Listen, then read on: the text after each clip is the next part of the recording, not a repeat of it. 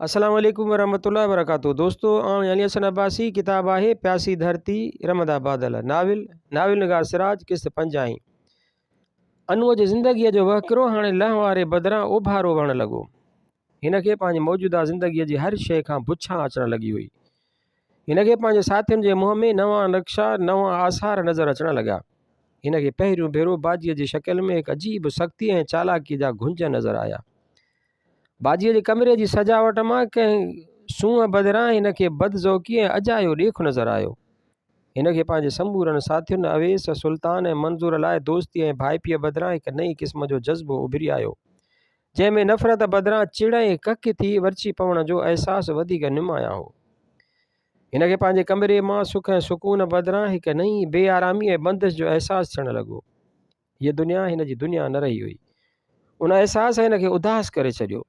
उन उदासीअ में पशेमानीअ जो अंसर बि मौजूदु हो ऐं पंहिंजे पाड़नि खां छिॼण जो अहसासु पिणु।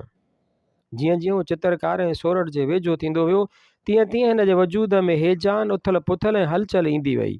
जीअं जीअं वक़्तु गुज़रंदो वियो, हिन जे ख़्यालनि में हर वक़्तु सोरठ जो वजूदु समाइजंदो थिए वियो ऐं उन अहसास खां डिॼण ऐं घबराइण लॻो त हिन जे पंहिंजे ज़हरीले वजूद में सोरठ जे ख़्याल जो को गुज़र बि नामुमकिन हो। उन अहसास हिन खे चेड़ाक ऐं ज़ूदो रंज बनाए विधो। जेतिरो वक़्तु हू बंगले ते हूंदो हो, हू कंहिं सां बि सवले मुंहुं न ॻाल्हाईंदो हो। सभु हिन जी तबियत जे उन मोड़ खां कीॿाइण लॻा हुआ। हिकु ॾींहुं त गुलूअ खे हिन अहिड़ी छिड़ब ॾिनी जो हुन जे अखियुनि में लुड़क अची विया ऐं अनूअ खे पाण ते कावड़ अची वई। उन ख़्याल खां न त हिन गुलूअ खे ॾुखोयो हो, पर उन ख़्याल खां त गुलूअ खे ॾुखोइण ते हिन खे को बि ॾुखु न थियो, का बि पशेमानी न थी। मंज़ूर त हिन खे चई बि ॾिनो त हाणे हिन जी तबियत अहिड़ी बदिलजी वई हुई जो हिन खे कंहिं कम ते वठी वञण में मुर्गो कमु ख़राबु थियण जो ख़तरो हो। हिकिड़े ॾींहुं शाम जो हू ॿाहिरि निकिरण ते हो त बाजीअ हिन खे सॾायो। उन शाम जो कुझु माल हिन खे बास वटि पहुचाइणो हो। मंज़ूर ॿिए कंहिं कम सां वियो हो, उन करे कमु हिन ते ऐं गुलूअ ते हो। मोटर बि मंज़ूर काहे वियो हुयो, उन करे खेनि टैक्सीअ में वञिणो हो। बाजीअ जॾहिं हिन खे हिकु नंढो दॿलो ॾिनो, तॾहिं पहिरियों भेरो हिन जे हथनि में हल्की लर्ज़िश अची वई। बाजी हिन खे अॼु मुख़्तलिफ़ नज़रुनि सां घूरे रही हुई ऐं उन घूर खां बचण लाइ हू तकिड़ो ॿाहिरि निकिरी आयो। गुलूअ खे साण करे हू बंगले खां ॿाहिरि पहुतो त परियां हिकु ख़ाली टैक्सी लंघी वई। हू वधी अची रस्ते जे भर में बीठो ऐं हिन ॾिठो त परियां साॻी टैक्सी हिकु वॾो गोल चकर काटे हिन ॾांहुं मोटी रही हुई। हिन जे ज़हन में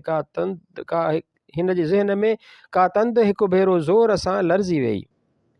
टैक्सी हिननि जे भरिसां लंघी त गुलूअ आवाज़ु ॾेई टैक्सीअ खे बीहारे छॾियो।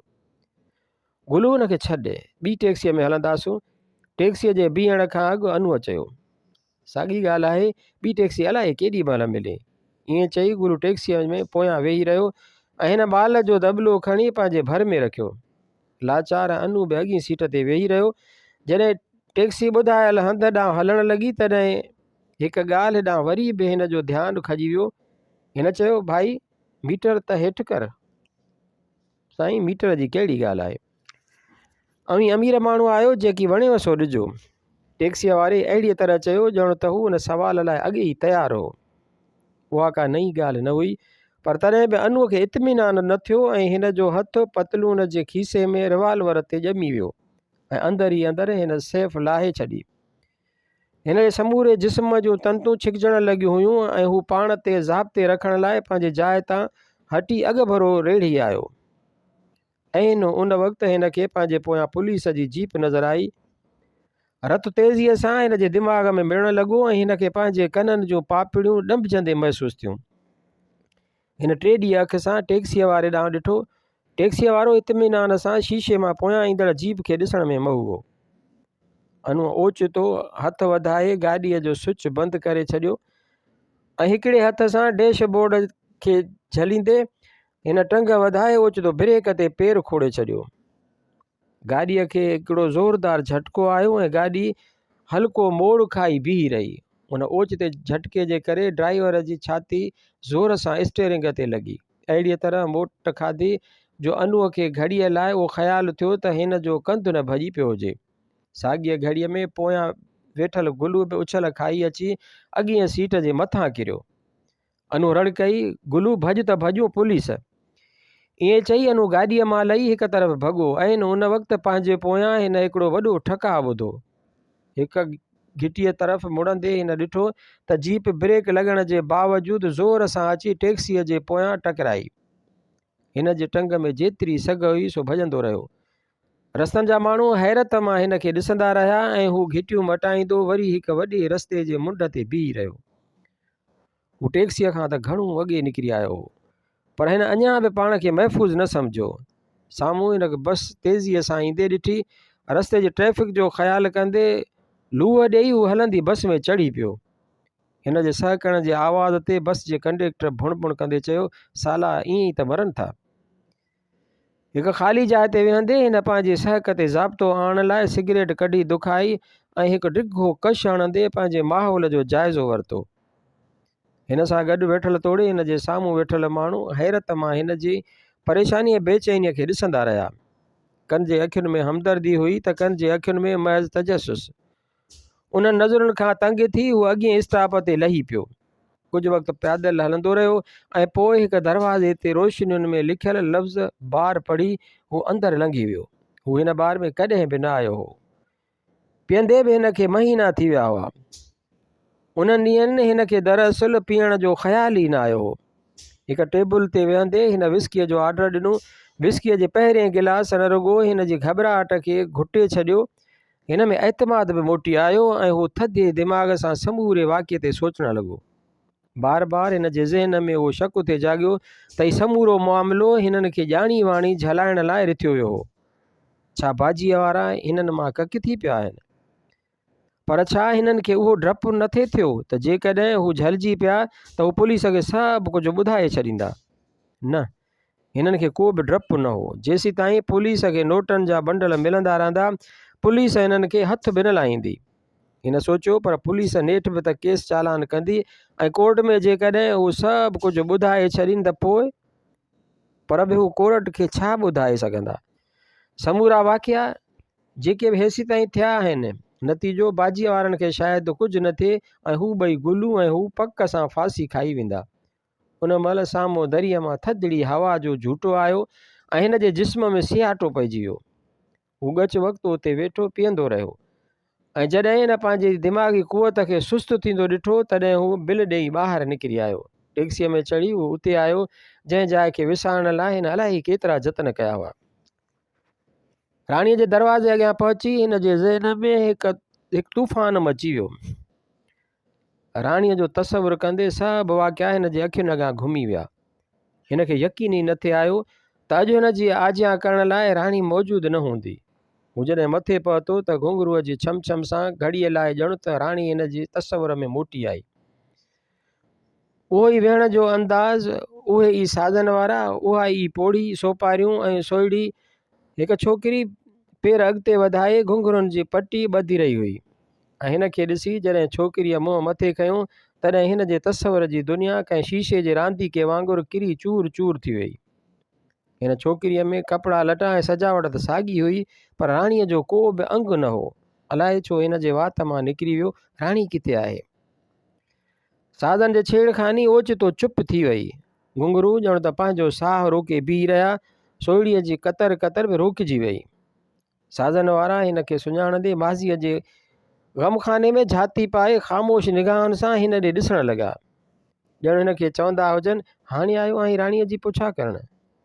पोड़ीअ जे अखियुनि में हिकु नफ़रत उभरी आई ऐं पोइ कुझु यादि करे संदसि नफ़रत चिड़ ऐं लुड़कनि में बदिलजी वई ऐं हिन ॾकंदड़ आवाज़ में चयो, राणी, पाण खां पुछ न त राणी किथे आहे? शायदि अनूअ जे अखियुनि में कुझु एतिरी हसरत ऐं उदासी हुई जो पोड़ीअ जी कावड़ लुड़कनि में वही वई। हू ख़ामोशीअ सां के घड़ियूं लुड़क ॻाड़ींदी रही ऐं पोइ चयाईं, अवां तमाशबीननि जो छा जो पुछो था त राणी किथे आहे? हाणे हिन कोठे जी राणी हीअ आहे। कोठे जी हिन राणीअ ॾांहुं जॾहिं अनूअ ॾिठो तॾहिं हूअ कंध हेठि करे पंहिंजे नहनि जे पॉलिश खे घूरे रही हुई। हिन जे चपनि ते लिपस्टिक जे लालाण ॼण त धारी थे मालूम थी। संदसि अखियुनि में कजल जा डोरा अखियुनि खे वॾो करण बदिरां डिघो कंदा सननि भिरुनि सां वञी मिलिया हुआ। बावजूदि मेकअप जे नक जे फुलीअ जो सोराख़ ॼण त हिकु सोराख़ वांगुरु उभिरी बीह रहियो। हू घणो वक़्तु उन मुंहं में निहारे न सघियो ऐं वरी उथी बीह रहियो। ग्राहक खे ईअं वेंदो ॾिसी हारमोनियम वारे पोड़े चयो, साईं कुझु ॿुधो कोन था? अनूअ खे हारमोनियम वारे पोड़े ते रहम अची वियो। अॼु अलाए हिननि खे रिज़्क मिलंदो बि या न, उहो सोचींदे हिन खीसे में हथु विझी 10 जा 3 नोट हारमोनियम ते रखी छॾिया ऐं चयाईं, वरी कंहिं ॿिए दफ़े उस्ताद। पोड़े नोटनि खे ॾिसी ॼण त ॾंगिजी वई ऐं चयाईं, साईं माफ़ु कजो, मूं पोड़ीअ जो चवणु दिलि में न कजो। अनूअ पोड़ीअ ॾांहुं ॾिठो, उन्हनि अखियुनि में वाक़ई राणीअ जो दर्दु निमाया हो ऐं हिन चयो, न न उहा ॻाल्हि न आहे, मूंखे रुॻो उहो पुछणो हो त उहो माण्हू केरु हो जंहिं खेसि मारियो, तोखे सुध कान्हे छा?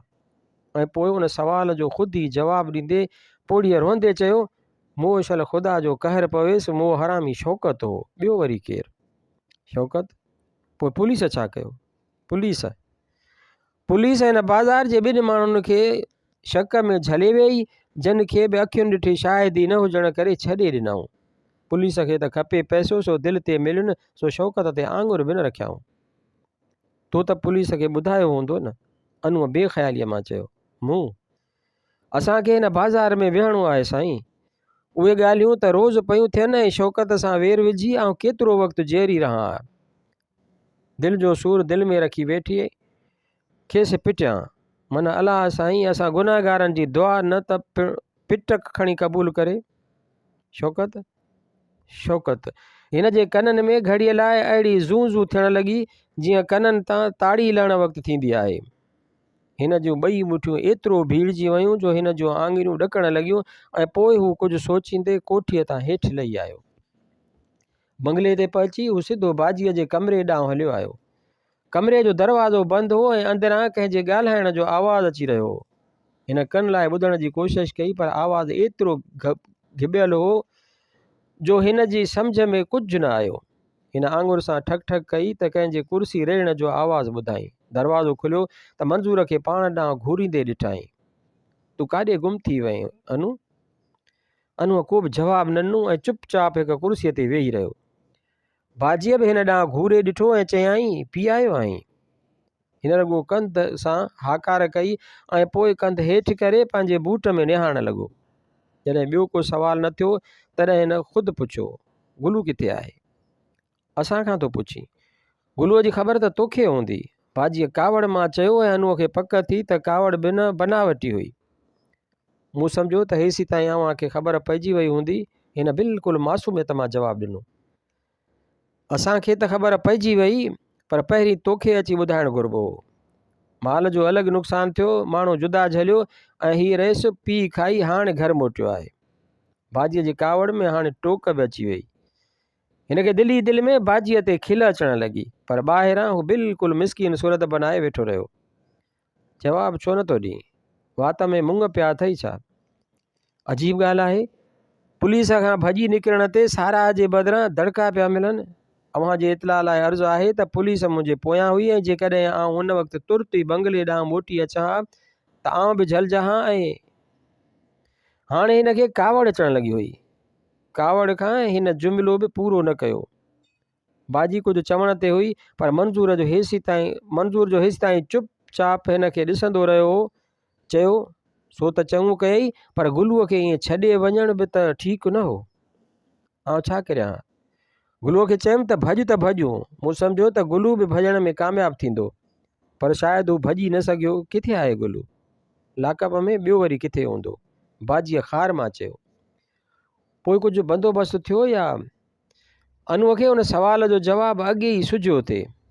हींअर जेकॾहिं उन में हथु विझंदासूं त पुलिस खे 16 आना पक थींदी त हू असांजो माण्हू आहे ऐं सॼो कमु असांजो आहे। बाजीअ बदिरां मंज़ूर जवाबु ॾिनो। पोइ गुलूअ जो छा थींदो? अनु सवाल पुछण खां रही न सघियो। उहा ई त फ़िक्र जी ॻाल्हि आहे। असांखे ॻणती त उहा आहे त गुलू आहे दिलि जो कमज़ोर, मतां हितां जो या बास जो नालो न ॾेई विझे। सभ खां अहम ॻाल्हि उहा आहे त बास जो नालो न खणे। मंज़ूर फ़िक्रमंद लहजे में चयो। पोइ त ज़रूरी आहे त हुनखे उतां कढाइजे, न त पुलिस जी मार गुलू सही न सघंदो ऐं मुमकिन आहे त हू सभु कुझु ॿुधाए छॾे। असीं बि उहो पिया सोचूं। शाम खां वठी बास जा इलाही फ़ोन आया आहिनि त कंहिं तरह सां गुलूअ खे रोकिजे त हू का ॻाल्हि ज़ाहिर न करे। बाजी बि हाणे कावड़ ते ज़ाब्तो आणे चुकी हुई ऐं उहो कमु फ़क़ति तूं ई थो करे सघीं। मंज़ूर हिन ॾांहुं सिधो सऊं निहारींदे चयो, सो कीअं? आउं त हिकदमि सुञाणिजी पवंदुसि। ड्राइवर मूंखे चङीअ तरह ॾिठो हो। ड्राइवर जो फ़िकिर कोन्हे, हुनखे को अहिड़ो धकु लॻो आहे जो अञा ताईं बेहोश पियो आहे। ऐं गुलू तुंहिंजो दोस्त आहे, फ़क़ति तुंहिंजो चवणु मञींदो। मंज़ूर ॼण हिन जी ख़ुशामद कंदे चयो, पर बि आउं कीअं करे थो सघां? हुन सां हींअर मिलण बि त जोखाए थो आहे। अनूअ खे बि हाणे मसइले जी उन नई रुख ते फ़िकिर वराए वियो। उनजो बंदोबस्तु असीं पाण ई कंदासूं। सुबुह जो सूबेदार सां मिली मुलाक़ात कंदासूं। अनूअ को बि जवाबु न ॾिनो। हिनखे ख़ामोश ॾिसी बाजीअ हिकदमि चयो त पोइ ठीकु आहे, अवीं वञूं, आउं बास खे पाण ई चई छॾींदुसि।